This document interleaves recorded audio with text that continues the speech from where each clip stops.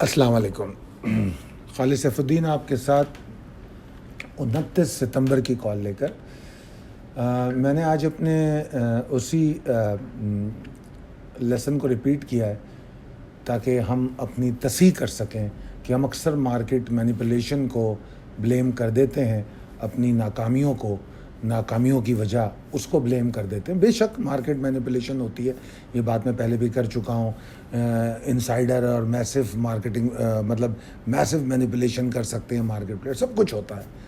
मगर financial life को बेहतर करने के लिए ज़रूरी ये होता है कि हम अपनी risk management skills, trading plan और अपनी ability to amend the strategies इसको इम्प्रूव करें और उसके साथ मार्केट ट्रेंड एंड सेंटिमेंट को लेकर चलें।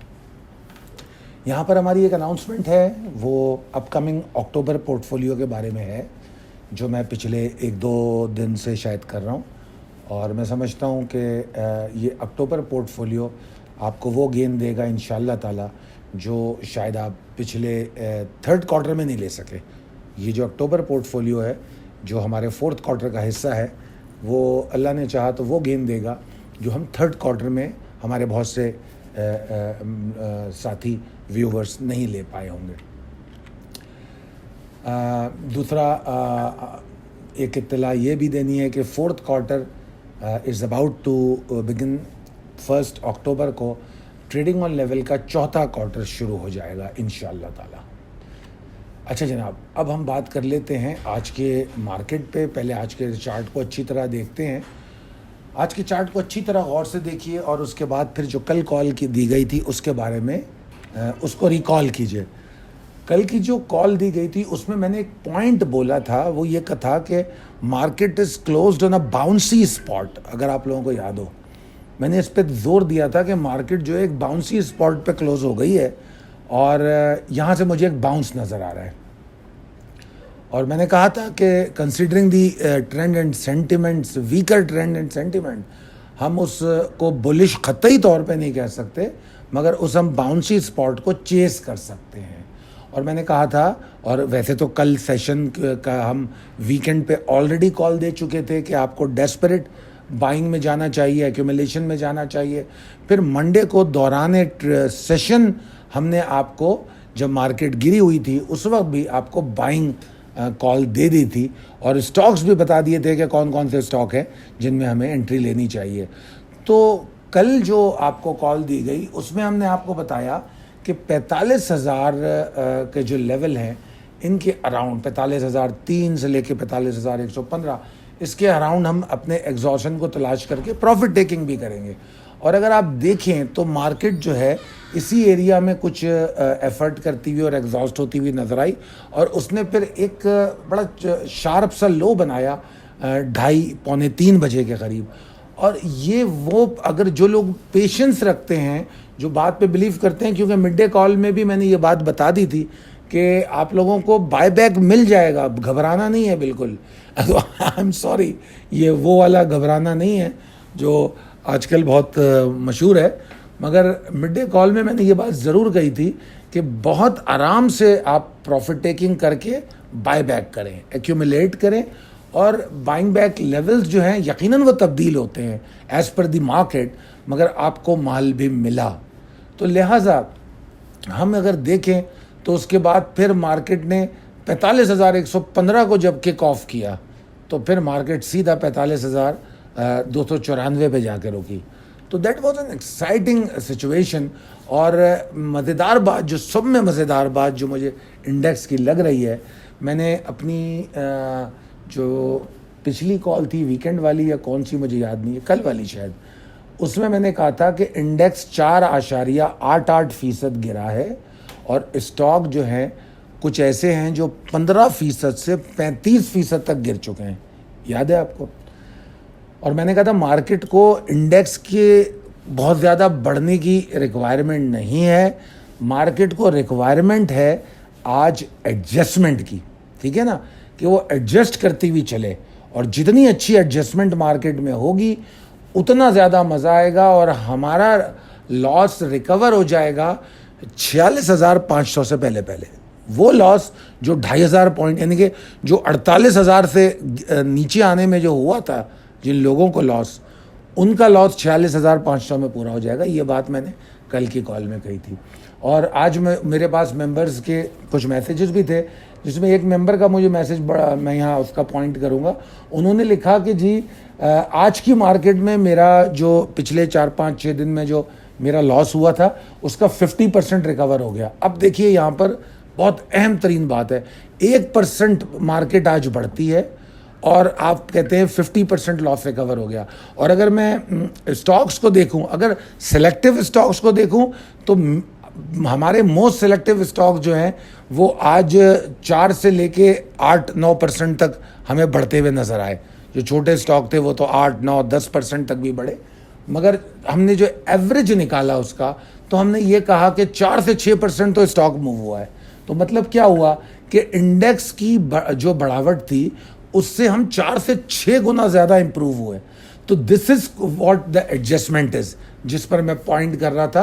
तो मैं समझता हूं कि आप लोग मेरी इस बात को ज़रूर समझे होंगे कि एडजस्टमेंट में क्या चाह रहा था और मैं किस एडजस्टमेंट की बात कर रहा था। अल्हम्दुलिल्लाह।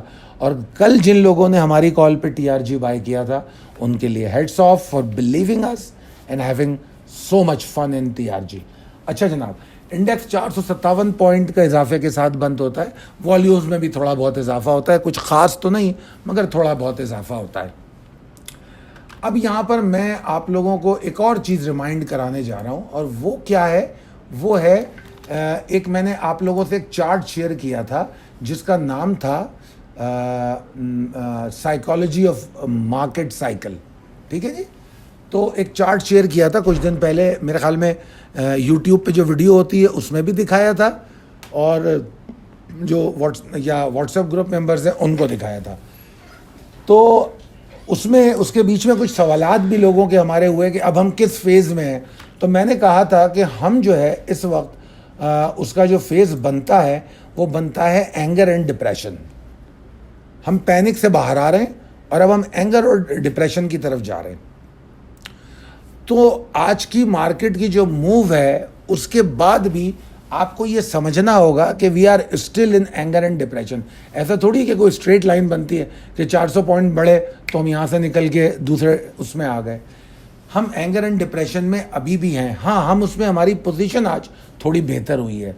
अब इसके आगे जो फेज़ आता है वो डिसबिलीफ का आता है। जो डिसबिलीफ है वो आपको पता है, इसलिए मैं डिटेल डिस्कशन पहले कर चुका हूं, तो मैं रिपीट करना नहीं चाहता। मेंबर्स हमारे जो हैं वो तो अच्छी तरह जानते हैं। तो जो डिसबिलीफ का जगह है वहाँ पर हम अपने आप को ऑफलोड कर देंगे, क्योंकि we are going to start believing the market again. और जो एंगर और डिप्रेशन में जिन लोगों ने माल बेचा, हमने उनका माल लिया। ठीक है जी। तो हम अपने जज्बात से या हमारे हिसाब से उनको खेलने नहीं देंगे जिनको हम स्पेकुलेटर या मैनिपुलेटर कहते हैं या मार्केट प्लेयर कहते हैं। हम उनको ये इजाज़त नहीं देंगे। तो ये psychology of a market cycle समझाने का मतलब सिर्फ और सिर्फ ये तमाम चीज़ें थी कि इन्वेस्टिंग ऑन आवर सेल्फ, अपने ऊपर इन्वेस्ट कीजिए। जो मैंने ख़ास तौर पे अपनी वीकेंड की कॉल में कहा कि ये कोई डैम फंड नहीं है, ये हमारा अपना वॉल्ट है, कि ये हमारी अपनी तिजोरी है। जितना हम अपने ऊपर इन्वेस्ट करेंगे वो हमारे ही पास रहेगा और हमें प्रॉफिट भी देगा, और ऑन द होल वो हमारी इकोनॉमी और कंट्री को भी प्रॉफिट देगा। ठीक है ना। तो लिहाजा अब चलते हैं अपनी आखिरी स्लाइड की तरफ, possibilities and strategies as per technical chart.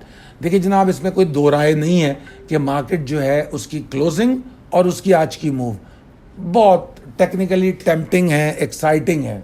इसका कतई मतलब ये नहीं है कि हम तमाम तहफ़्फ़ुज़ात को एक तरफ रख के ये बातें शुरू कर दें, अरे जनाब यहाँ से तो मार्केट 50,000 हो रही है, 55,000 हो रही है। ये सब बेकार बातें नहीं। मार्केट की जितनी स्ट्रेंथ है हम उतनी दौड़ में हिस्सा लेंगे, और उसके बाद हम भी, जब मार्केट थमेगी, वो ब्रीथ करने के लिए रुकेगी, हम भी बाहर आएंगे। तो इस वक्त जो मौजूदा सूरत हाल है उसमें हमारे रिस्क मैनेजमेंट मेजर्स जो है उसको हम ज़रूर फॉलो करेंगे, और हम ये नहीं भूलेंगे कि मार्केट का जो प्रिवेलिंग ट्रेंड और सेंटिमेंट है वो किसको सपोर्ट करता है। ऑब्वियसली बियर्स को सपोर्ट करता है।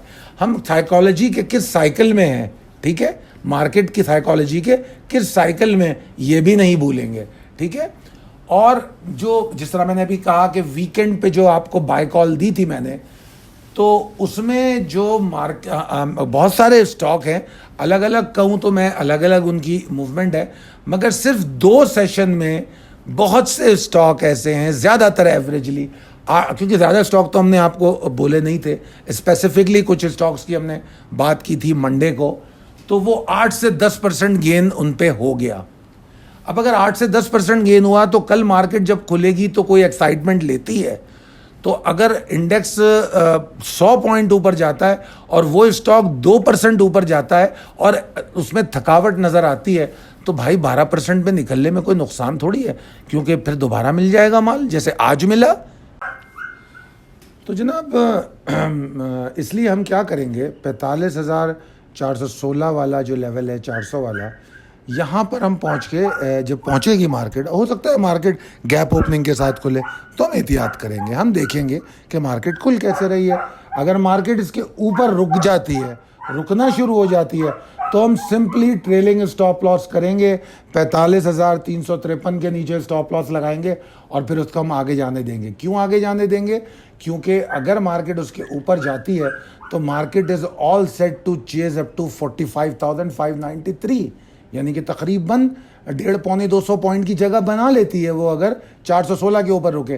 तो हम ट्रेलिंग स्टॉप लॉस के साथ मूव करेंगे कि 353, 401, फिर 537 के नीचे। That's how we are going to chase market की। जो अटमोस्ट पॉसिबिलिटी अभी अगर मैं देखूं कि वो कहाँ तक ये जो मौजूदा एक्साइटमेंट है इसको लेके जा सकती है, बहुत ज़्यादा पॉसिबिलिटी, तो मतलब बहुत ज़्यादा अगर ले जा सकती है तो कहाँ तक ले जा सकती है?